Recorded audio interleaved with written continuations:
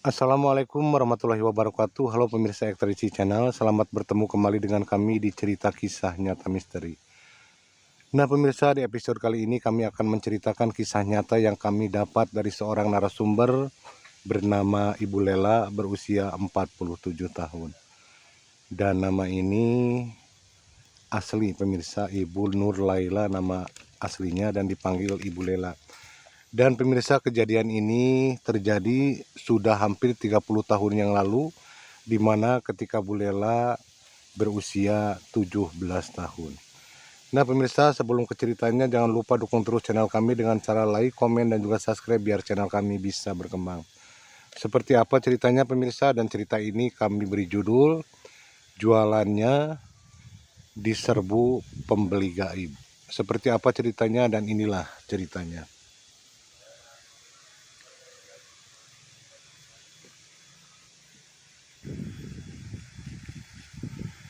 Pemirsa, dari kecil Lela atau Ibu Lela memang tinggal bersama kakeknya dan juga neneknya yang bernama Nenek Tiah dan Kakek Jono.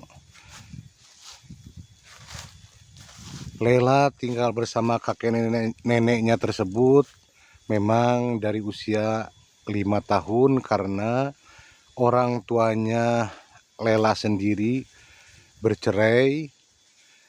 Ibunya Lela meninggal dunia dan bapaknya menikah lagi dengan wanita lain, sehingga Lela pun dititipkan oleh bapaknya kepada kakek dan neneknya Lela yang bernama Nenek Tiah dan Kakek Jono. Nah sementara pemirsa, Kakek Jono dan Nenek Tiah itu setiap hari berprofesi sebagai penjual nasi soto yang letaknya di sekitaran Pantai Pangandaran. Setiap hari sehabis sekolah biasanya Lela membantu nenek dan kakeknya berjualan nasi soto ayam di sekitaran Pantai Pangandaran. Jualannya cukup lumayan laku karena memang jualan mereka itu atau jualan soto ayam tersebut adalah sumber penghidupan untuk keluarga Nenek Tiah dan Kakek Jono juga Lela sendiri. Semakin lama jualan soto ayam tersebut semakin sepi pembeli karena memang lokasi jualan Nenek Tiah tersebut tidak terlalu dekat dengan tempat wisata, yang dimana yang berkunjung ke Pantai Pangandaran itu biasanya datang ke tempat lokasi yang ramai, sedangkan lokasi Nenek Tiah dan Kakek Jono jualan ayam soto tersebut lokasinya tidak terlalu dekat dengan lokasi wisata tersebut. Karena penghasilan dari soto ayam tersebut semakin kesini semakin memburuk, di situ Lela di saat itu berusia 17 tahun, sudah 17 tahun berpikiran untuk mencoba berjualan makanan yang lain. Namun meskipun Lela dan kakek neneknya mencoba mengganti jualan makanannya, namun tetap saja jualannya semakin sepi dan tidak laku pembeli, karena mungkin melihat pembeli itu melihat kakek dan nenek Tiah tersebut sudah tua, sehingga mungkin para pembeli tidak begitu tertarik, meskipun di situ ada Lela juga pemirsa. Nah saat itu Lela mulai berpikir bagaimana caranya untuk menyelamatkan perekonomian kakek dan neneknya tersebut. Akhirnya saat itu Lela mencoba mencari pekerjaan atau bekerja di salah satu rumah menjadi pembantu rumah tangga di kota Bandung. Dan terpaksa Lela meninggalkan Nenek Tiah dan Kakek Jono dengan tetap menjadi penjual soto ayam, meskipun memang sangat jarang pembeli. Dan di situ Lela pun berangkat ke kota Bandung untuk bekerja menjadi asisten rumah tangga atau pembantu rumah tangga. Namun sayangnya pemirsa, Lela bekerja menjadi pembantu rumah tangga di Bandung itu tidak bertahan lama dan hanya bertahan 2 bulan. Karena apa? Karena Lela mendapatkan perlakuan yang tidak baik dari majikan laki-lakinya, dan di situ juga Lela sering merasakan atau mendapatkan kekerasan sehingga akhirnya Lela pun berhenti bekerja dan pulang kembali ke Pangandaran untuk membantu kakek dan neneknya kembali jualan soto ayam. Saat Lela pulang kembali ke rumah kakek dan neneknya di Pangandaran atau ke tempat jualannya kakek dan neneknya di Pangandaran, Lela merasakan semakin memprihatinkan dengan nasib kedua nenek kakeknya tersebut, pemirsa, karena neneknya sekarang menjadi sering sakit-sakitan dan juga saung atau tempat jualan semakin rusak dan tidak mampu untuk diperbaiki karena memang penghasilan dari jualan soto ayamnya tersebut tidak mencukupi untuk membenahi atau memperbaiki saung tersebut. Di situ Lela mulai merasa sangat prihatin dengan apa yang harus dihadapinya atau dengan apa yang harus dialaminya.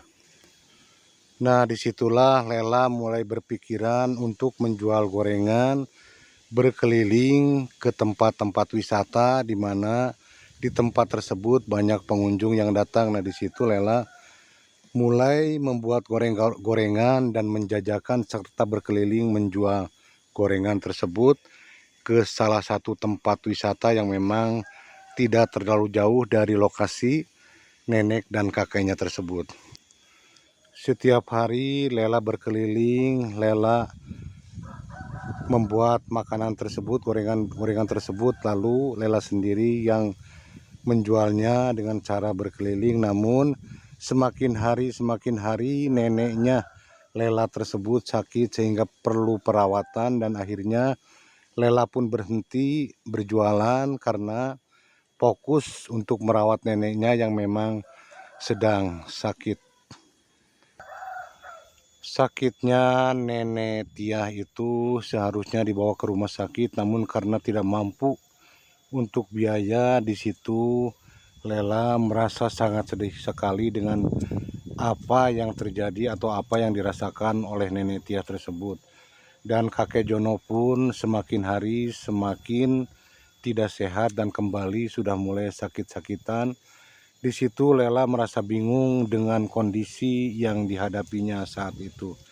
Namun Lela selalu tetap bersikap sabar merawat nenek Tiah dan juga kakek Jono, dengan harapan semoga Tuhan atau Allah Subhanahu wa Ta'ala memberikan jalan yang terbaik buat Lela dan juga buat kakek serta neneknya tersebut.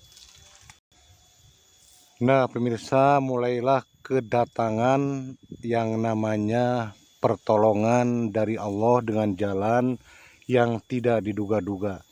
Saat itu sekitar habis maghrib, pemirsa, di mana Lela menjaga orang tuanya, menjaga kakek dan neneknya tersebut atau merawat kakek dan neneknya tersebut, sementara jualan soto ayam pun masih terus berjalan meskipun memang sangat jarang pembeli.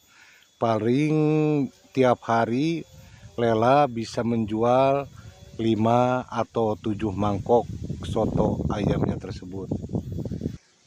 Nah, saat itu selepas maghrib hujan gerimis, di situ Lela sudah sangat berpikiran negatif kalau hujan seperti ini pasti tidak akan ada lagi pengunjung yang datang untuk membeli sotonya. Di situ Lela sangat tidak berharap sotonya akan laris atau akan ada yang beli lagi. Namun ternyata pertolongan Tuhan itu memang ada, pemirsa. Nah, di situ tiba-tiba saat Lela sehabis sholat maghrib, sehabis berdoa, tiba-tiba Lela mendengar banyak orang di luar di depan soto jualannya tersebut. Nah, di situ Lela pun keluar bersama kakeknya Dan ternyata memang pemirsa di luar sudah ada beberapa orang yang akan membeli sotonya tersebut.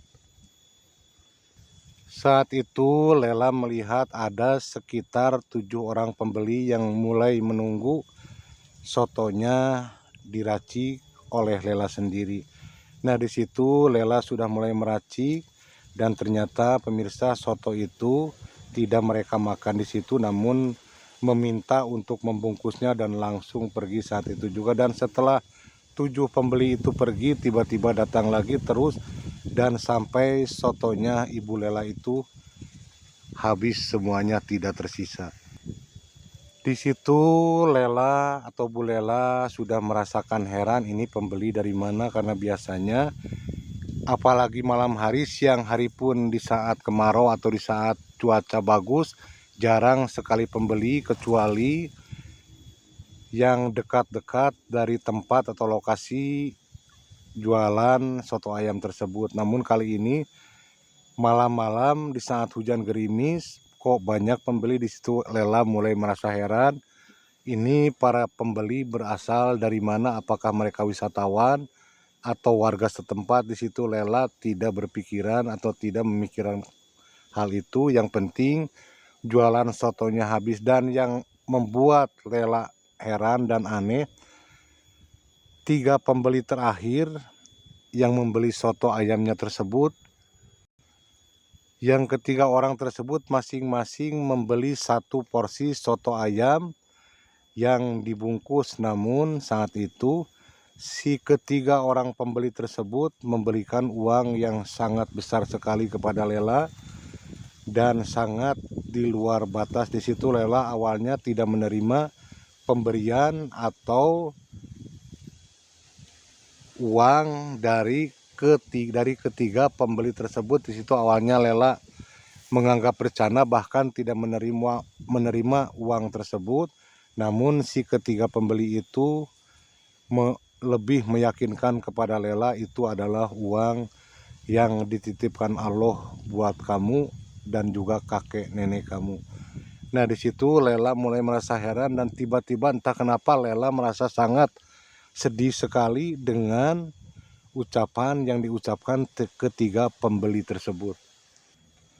Nah, pemirsa, jadi waktu itu harga soto perbungkusnya atau per-mangkoknya hanya Rp1.500, namun yang dibayar oleh ketiga pembeli itu beratus-ratus lipat, pemirsa.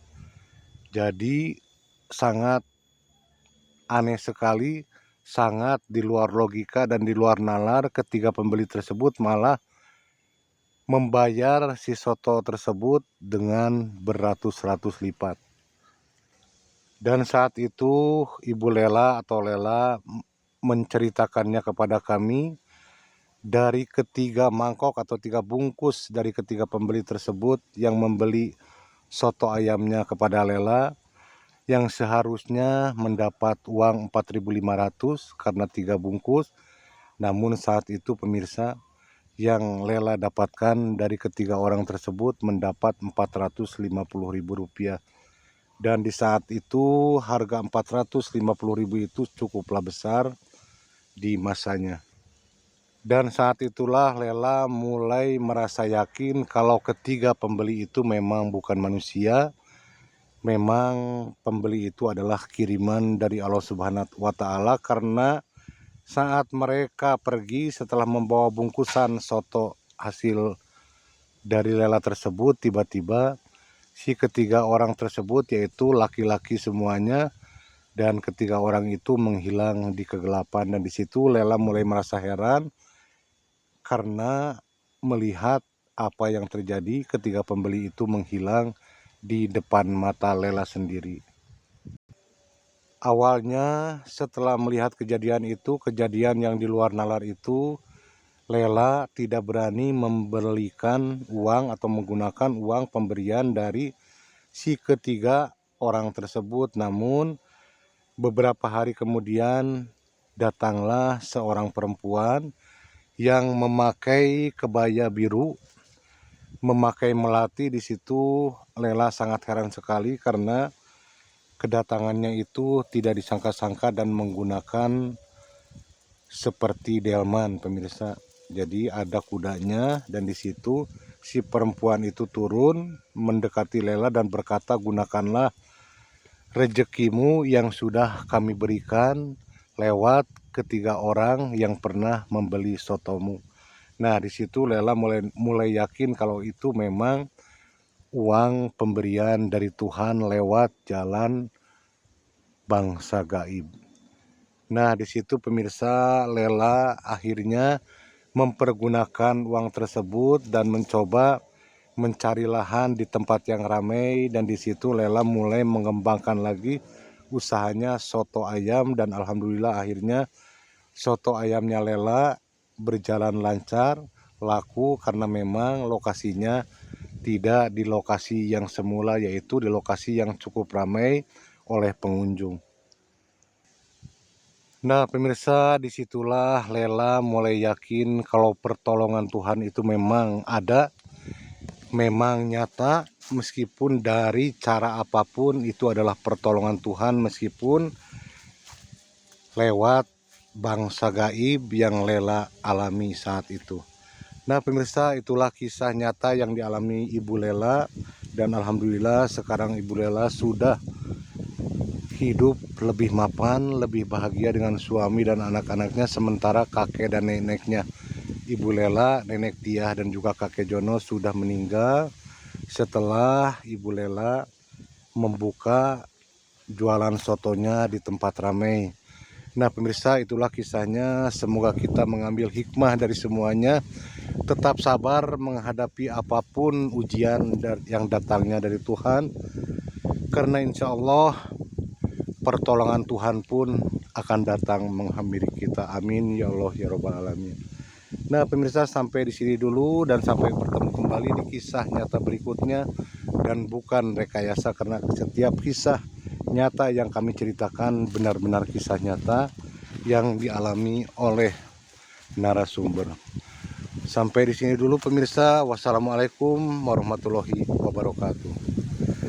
Di sini pemirsa anginnya cukup besar sekali sehingga kami tidak terlalu fokus pemirsa, karena anginnya besar sehingga suara kami mungkin tidak terlalu jelas. Mohon maaf pemirsa jika penyampaiannya kurang berkenan, kurang tertata rapi, namun kami akan terus belajar untuk lebih memperbaikinya. Buat siapapun yang selalu mendukung dan mensupport channel kami doakan sehat selalu, panjang umurnya, dan murah rezekinya. Amin ya Allah ya Rabbal Alamin.